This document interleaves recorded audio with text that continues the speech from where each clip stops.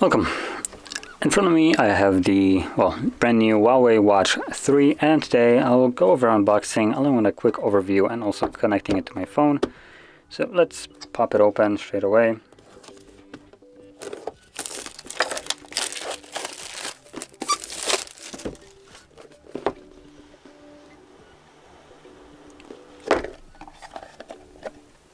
Okay, there's nothing in here. Get the watch neatly presented right up front. Go. Then we most likely get some charger. Yep, there's the charger right here.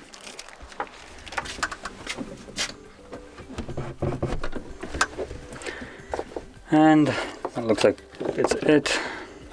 Yep, looks like there's nothing else in here, which is a little bit surprising. So we do have a charger for it, but we don't have a brick for it, which is a little bit of a weird move. So there's the charger. Anyway, let's turn it on.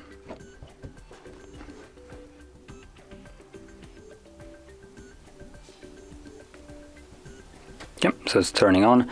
Now while it's turning on, I'm going to quickly go over just a couple of specifications right here. So number one, the screen size right here is a 1.43 inch display with a resolution of 466 by 466. Now it is technically resolution squared, but the screen right here is circular. I have to say that those speakers right here are fairly nice sounding. They don't sound like super trash, for instance, like my Mate 20 Pro, which has just absolutely terrible speakers.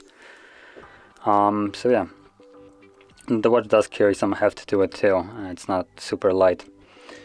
Now anyway, the screen right here is a AMOLED display. It comes with a built-in 16 gigabytes of memory, and it also has 2 gigabyte RAM. Now I'm gonna quickly open up the application right here so I can scan the QR code, and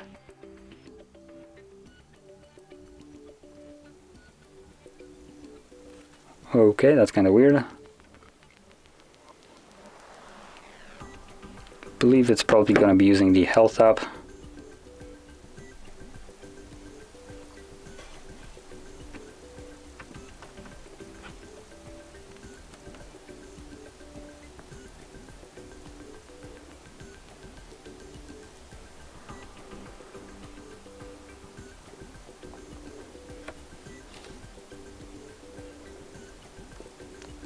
Okay, so let's see.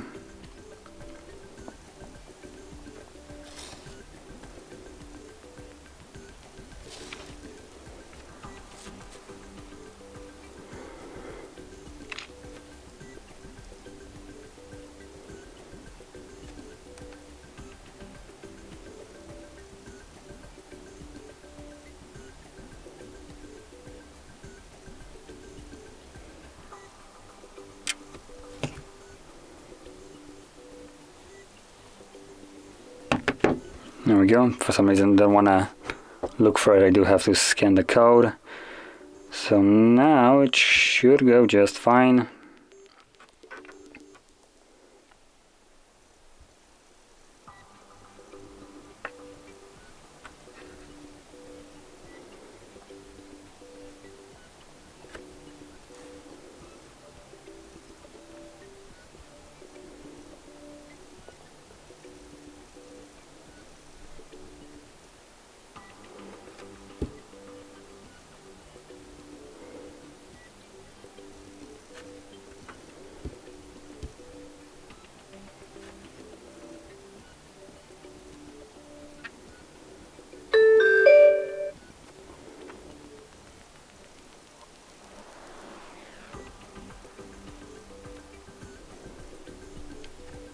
Okay, so this looks to be it.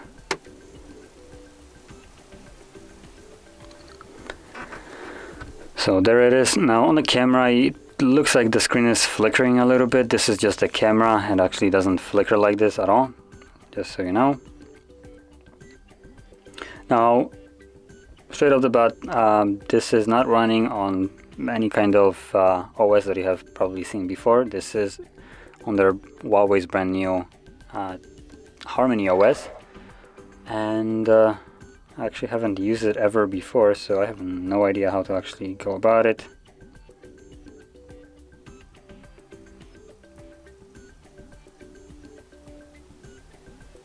I'm actually trying to figure it out as I go, to be perfectly honest.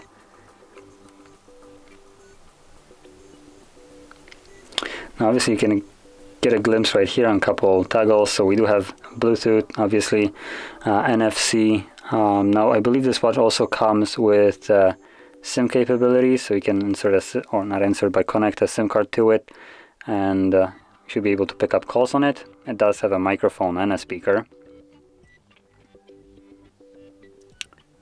I believe there is also some kind of app store, which I have no idea how to get to at the moment.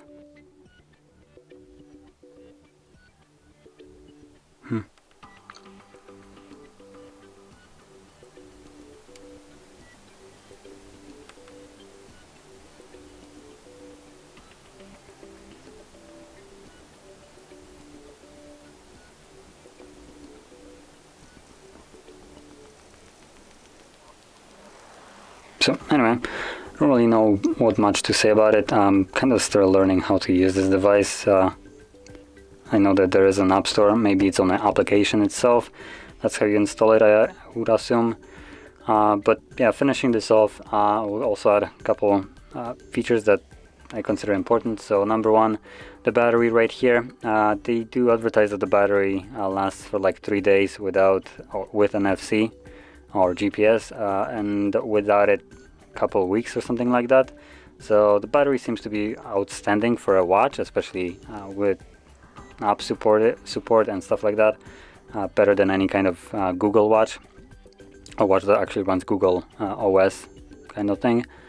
And it does have a 450 milliamp hour battery, which seems fairly small, to be honest, especially for the size of this watch. It's nothing really small, just it is a fairly hefty watch right here, so 450 seems a bit tiny, and also the battery life seems a little bit too good in personal opinion.